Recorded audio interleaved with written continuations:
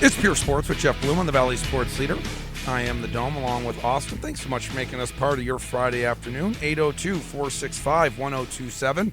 That is the number for the Fanatic text line. If you have any questions for our next guest, by all means chime in. If you're watching on Twitch, you can see our next two guests are lock loaded and ready to go because it is Friday.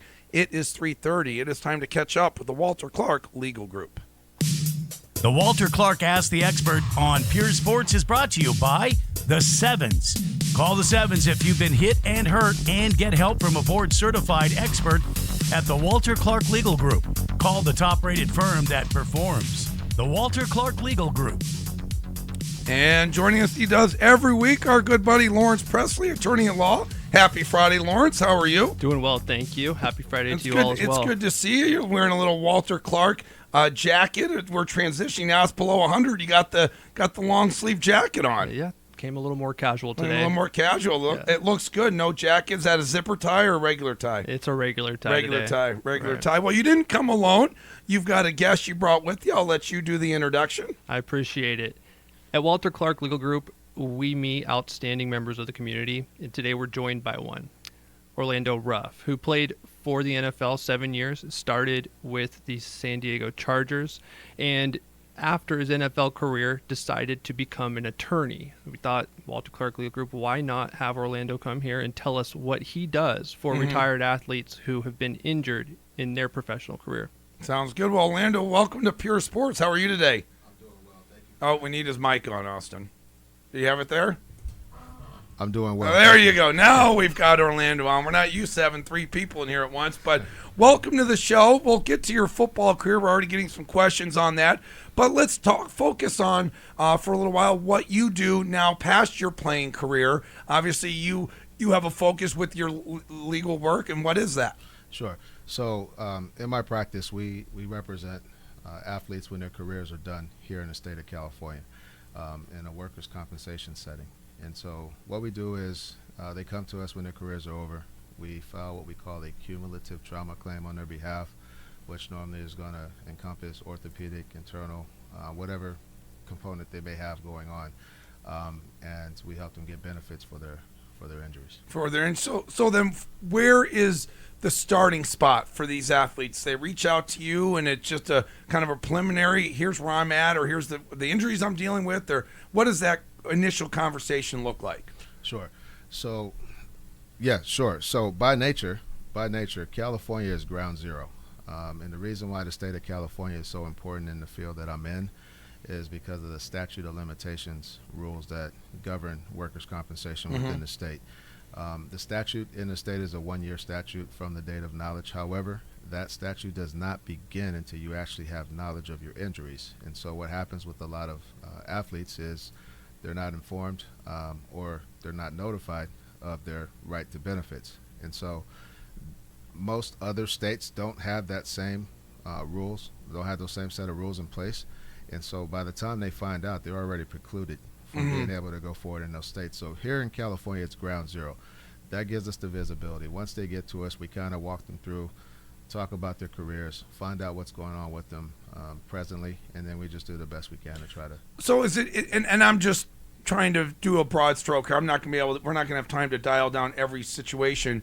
But if an athlete comes to you 5 years after retirement and starts to share with you, I'm having symptoms of A, B, and C, whatever that might be, concussion-like symptoms, whatever those are, Orlando, and you can fill in however you feel it's appropriate.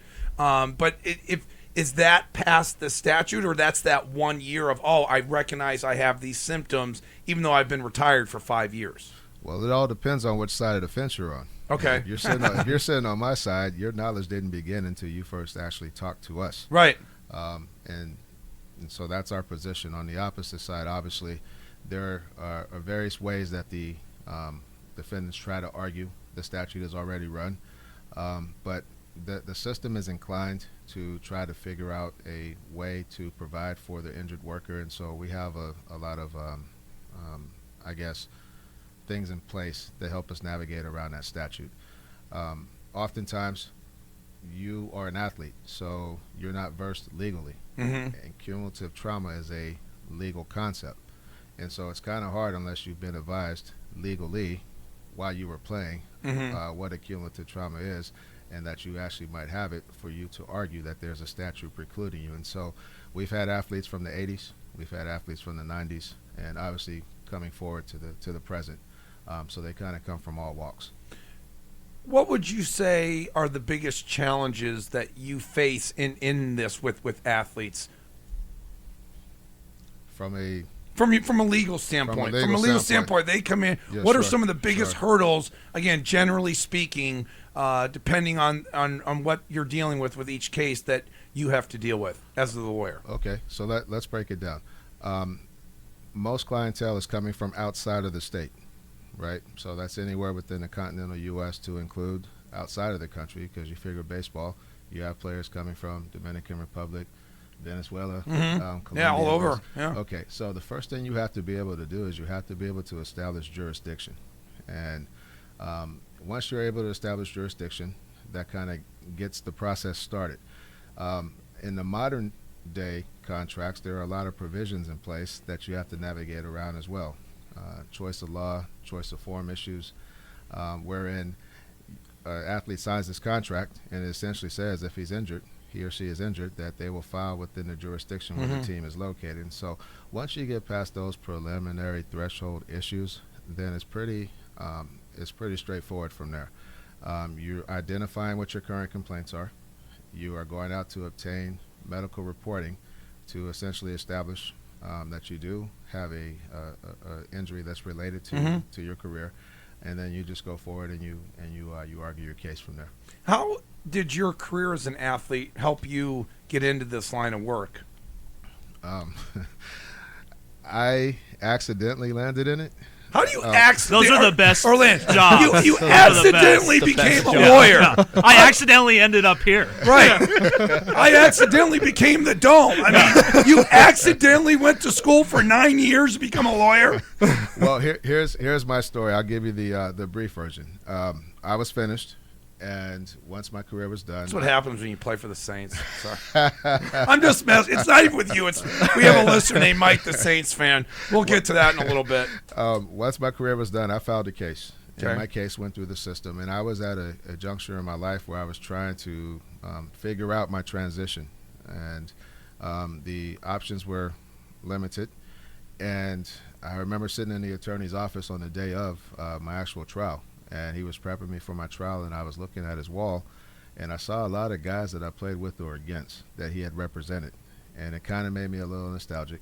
But at the same time, when he was done prepping me, I said, if you don't mind me asking, can you kind of walk me through how you became an attorney? And he told me his story, and a light bulb just went off in my head at that moment. And I said, if I get an opportunity, because I've always loved to advocate, I said, if I ever get an opportunity, I want to advocate on behalf of my brethren. And so that's how I ended up in the industry. And I would think an 8-year career, that's a very established career in the NFL. To think of the relationships that you built during those 8 years, and then with all the different stops that you had, to then as other guys started to retire, that you could help because you knew people, or you knew people through other people that you knew in the NFL. Sure, that's how it starts. But then you figure once you're around long enough, I've been in the industry since 2010, that wave kind of phases out and you get into the new generation.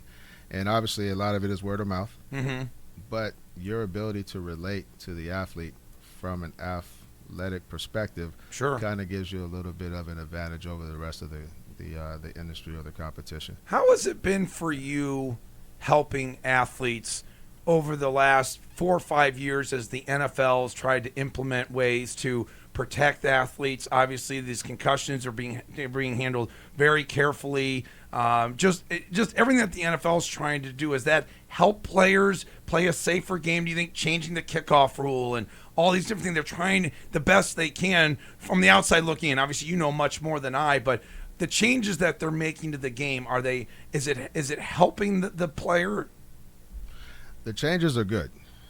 With any industry, there always has to be evolution, right? So the fact that the changes that you pointed out, the change to the kickoff, the different helmets, the caps on the helmets, those things are all good, because obviously that wasn't around when I played. It was a different game when I played. And so to see that, it's encouraging. However, you cannot necessarily legislate injury out of an inherently dangerous sport. And no matter how you dress it up, the concept is still the same. My job is to get you down, and your job is to prevent me from getting you down. And Right. so there's going to be a lot of collision. Mm-hmm. There's going to be a lot of contact. There's no way around that. And so why they help, you just hope that they continue pushing the envelope and trying to move the bar even further. I will say that I feel that more attention has been placed on those areas than ever before, so that's encouraging, and you just hope that it continues as the years go. What injury or injuries do you feel retired athletes receive most benefits for? If you're looking at an athlete holistically, think of 4 different components.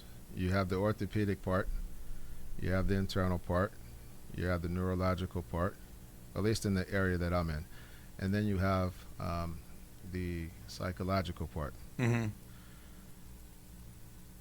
Orthopedically, depending on the sport that you play, naturally you're going to have disability, and depending on the position that you play, you're going to have a high level of disability because there's contact all the time, right? However, the area that is right up there as a 1 or a 1A would be the psychological component, and I would liken it to PTSD in some capacity. What's normal to us, because we see it on a regular basis in terms of the way that we are handled by staff, the way that we're handled by management, there's nothing really normal about a lot of the transactions that take place within that industry, and you don't really understand that until you're away from the game and, Right. and you're around normalcy, and then you realize, well, wait a second. Right. That's a good point. And so, classic example, I've been removed from the game 18 years now, and I've moved on in my career, in my life, but I still have recurring dreams wherein I'm sitting in a locker room, the crowd is cheering, because let's face it, playing in front of a crowd of 50, 60,000, that's an adrenaline rush. The crowd is still cheering. I'm getting dressed. I go to walk out of the locker room. Before I make it to the end of the tunnel, I wake up, and the odd thing about it is I'm crying. Really? There are a lot of areas that are still being explored, especially as it comes to the brain and how our minds associate those different images, those different experiences that aren't able to be explained presently. And so a lot of research is underway in those areas, but you take someone like me who's been able to make the transition, and I'm still having that dream. So just imagine the guys who are still struggling to make that transition, how they are experiencing that. One player that we have watched, unfortunately, multiple times suffer concussion is Tua Tagovailoa. Now, I'm not going to ask you to speak on his case directly, but what I would ask is, how difficult is that for you, and do you think current athletes or current players in the NFL to see it? I mean, we see him get up and wobble, and it's hard. And it's easy to sit behind these microphones, Orlando, and for people to be sitting at a local sports bar, and everybody has their opinion on what Tua should do. Just your thoughts on that situation. I'm not asking you do you think he should retire, not retire? Sure, I'm sure. just asking you. I mean, it's hard to watch. Sure. And just what goes, if you'd be willing to share with us, what goes through your mind if you're watching Tua play and then he suffers yet another concussion? It's tough to see. And when we talk about concussions, we have to understand that there are varying levels of concussions. And I want to say twice now, whether it's unfortunate or fortunate, the general public has had a chance to witness two of Tua's concussions where he's demonstrating the fencer pose. And if you understand what the fencer pose is, it's essentially a higher level of trauma to the brain.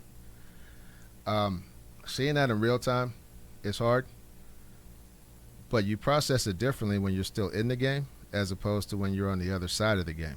Because, see, when you're on the other side of the game, a lot of these injuries don't really manifest. They have a latency period. They don't really manifest until later on. right? So when you're on the other side like myself, you get a chance to see more examples of individuals who did sustain trauma and how it affects their everyday life presently. When you're on that side of the fence, you really still don't see it. Some of it's, the fact that you're not able to process it, even if you did see it, because you're still fairly young. We're talking your young 20s. But ultimately, the motivation of the financial component, the motivation of just the allure of the game, you don't want to let it go. So me looking at that, to answer your question directly, me looking at that is tough, because I know on the back end what potential ramifications are associated with that. We often talk about concussions, but something we forget about are the subconcussive hits. Think of it like this. Your brain is encapsulated in a hard shell, and within that hard shell, it's surrounded by liquid. And so every time there's contact, your brain is essentially going against the skull itself. And those subconcussive hits, studies have shown, are actually causing a lot more damage than the actual concussive hits themselves. So to watch it is difficult. You would like to believe and hope that he has the right people in his corner, giving him sound advice, but then ultimately the player has to make the decision. I was fortunate enough to play with a gentleman, I won't name him, but I was able to play with him back in my career, and he was what we call the gunner on our punt team, and he was the 5 on the kickoff team. Smaller guy, about 6 foot, 210. His job was to essentially run downfield, break up what we call the wedge. The wedge was comprised of 3 offensive linemen, at least when I played, 3 offensive linemen averaging about 3+. You put that together, that's 900 pounds. So you got this guy 6 foot, 210, running down, and his job was to bust up that wedge. He was good at it. He took pride in it. Fast forward, I'm beginning my legal career, and he calls the firm. His career is over. We finished around the same time. He calls the firm. I'm talking to him. I'm happy to catch up with him because I haven't talked to him in a while. We filed a case on his behalf. He calls me back about 5-6 months into it. He says, "Hey, how long does this actually take?" And I'm kind of walking him through it. I said, "Is everything okay?" He says, "Well, I'm kind of having some problems with my speech presently. And so we're going to different people for me to get evaluated. I don't know what's going on." And you got to think, at this point, we were only in our young 30s. Wow. When I got this phone call. 7-8 months later, he went from being able to speak to barely being able to speak at all. 2-3 months after that, he wasn't able to speak anymore at all. Wow. And he's still able to function. He's still alive. He's still in his day-to-days doing the best he can. But you can't help but wonder, his diagnosis, was there anything associated with what he did on that kickoff team? Well, they got to take a quick break. We'll come back. We'll have more with Orlando and Lawrence on the other side of the break. It's Pure Sports with Geoff Bloom on the Valley Sports Leader 102.7, The Fanatic. This is Pure Sports with Geoff Bloom on the Valley Sports Leader. I am the Dome along with Austin. We've got Lawrence Presley in studio, attorney at law with Walter Clark Legal Group, and Orlando Ruff. He is an attorney as well, and Orlando's been very interesting, and just to sit and listen to you over the last 20 minutes, share all this with us, and I wish we had you for a longer period of time. But I did want to ask you about your playing career. 8 years in the NFL, you went to Furman, then you went play with the Chargers, the Saints, and then you wrapped up with the Cleveland Browns. Maybe just share with the audience some of your best memories from your playing career, and if there's anything you can share that would upset Mike, the Saints fan right now. To just like the Saints, you guys went 8-8. Did you guys throw a holiday party because you went 500? What might that be? Hey, Mike, if you're a true Saints fan, I'll just say 2 words: Aaron Brooks. I'll leave it at that. Great guy, though. Don't get me wrong, Aaron. If you're listening, you're a great guy. Enjoyed our time together. One of the memories that stands out most in my mind, I was undrafted. So I came in as what you call a camp body, which at the time I didn't understand what that meant, but essentially I'm not going to make the team. Right. I didn't necessarily rest on that. I understood that I'm here. I have an opportunity, so I need to pay attention. So that's essentially what I did. My opportunity came in our first preseason game. We were in Australia against the Broncos. And they normally play the starters for about 4 or 5 plays, and then everybody else after that for the remainder of the game. Well, I had 2 guys ahead of me. They all sustained injury. So reluctantly, my coach inserted me into the game with no practice reps whatsoever. Really? Yeah. But, you had an option. You can rely on that as an excuse to go out there and mess up, or you can pay attention, and when you're given your opportunity, understanding that it may never come again, you have to seize it. Right. I went out, and I finished with like 6 or 7 tackles and a sack. At that point, I got on the radar. And next game, we're in Candlestick Park against the 49ers. Similar experience. I got in midway through the third quarter, 6 or 7 tackles and an interception. Now, I will say, the interception wasn't because I was that good. The interception was because I didn't understand the defense and I dropped the wrong way. Oh, you don't have to admit that on this show. But needless to say, 2 games in, they understood this guy can play. I was hungry. I'm coming from a small school. I'm coming from a small town, and nobody gets this opportunity, and I'm actually here. What stood out most to me in my career was in seeing those games, my mentor, rest his soul, Junior, decided to take me under his wings. And in doing so, he taught me everything that I needed to know. He taught me how to be a professional. He taught me how to prepare. Anything that you can think of, I pretty much stuck by his side night and day and tried to soak up as much as I could. That doesn't happen every day. So not only did I get an opportunity to get on the field, but I got an opportunity to learn from one of the best to ever do it. That in and of itself is probably the biggest highlight of my career, because a lot of the lessons that he taught me in the early mornings at 5:30, 5:45 in the morning, I still rely on in my daily life as we speak. Well, Mike, the Saints fan, does chime in, and he says, Orlando, who dat? And then he said the Hazlitt years in Brooks was horrible, but I remember our middle linebacker cores were solid. If I remember correctly, Mr. Ruff either led or was number 2 in tackles for the Saints. Hell yeah. Those years. Is he right on that? Mike, you really are a Saints fan. I so appreciate you, and I apologize that we couldn't get to the dance for you, but we did the best we could with what we had. Those were fun years. Deuce McAllister, too, right? Deuce McAllister. Yeah. He's coaching still in football. So in my career, I had the opportunity to play with LaDainian Tomlinson in San Diego. Yeah. Drew Brees in San Diego, and then go to the Saints and play with Deuce McAllister, Joe Horn. I mean, you're talking some big names in the game, and I got a chance to experience both of those guys. And it's funny because Deuce and LT came out in the same draft class, and leading up to the draft, Deuce was supposed to go higher than LT, and the San Diego surprised everybody and took LT, and the rest is history. I think they were happy with that pick. Yeah, as good as Deuce was. Yeah, it worked out pretty well, Orlando. Well, here's the thing about LT. Oh, we gotta go. Hey, we'd love to have you back again, Orlando. Left timer. No Thank you guys so much. All right, guys. Hour 1 in the books. Hour 2 coming up. Austin and I make our picks for Week 6 in the NFL, and Colts Carl joins us at 4:30. Stay with us. Hour 2 coming up.